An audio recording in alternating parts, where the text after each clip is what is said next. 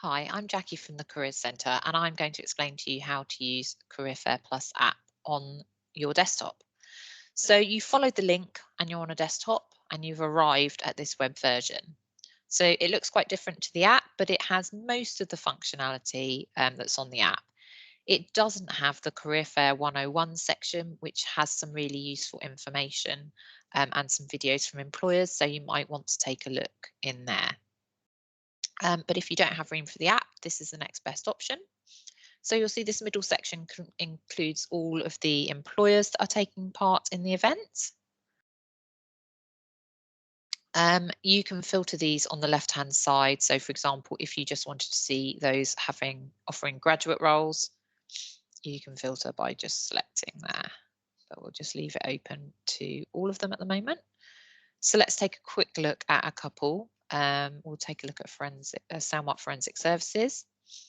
So they're all going to follow a similar layout with the website at the top, and you can favorite them. You can then see their webinar that they'll be taking part in. So each employer will have about 10 minutes in a webinar, which is based on their industry sector. We try to group them as best as we can. And then the webinar date and start time and a booking link. So all of our webinars are bookable on My Jobs Online.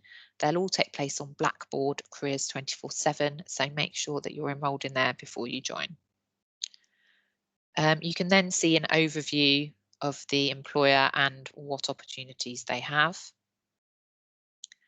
And then these sections here are useful information. They also relate to the filters on the far left. And at the bottom, you've got an email for accessibility. So if you struggle with telephone calls, you're either hard of hearing or you have anxiety issues, for example, we'd encourage you to use this alternative means of communication that all employers have been asked to provide. Let's take a look at one more example.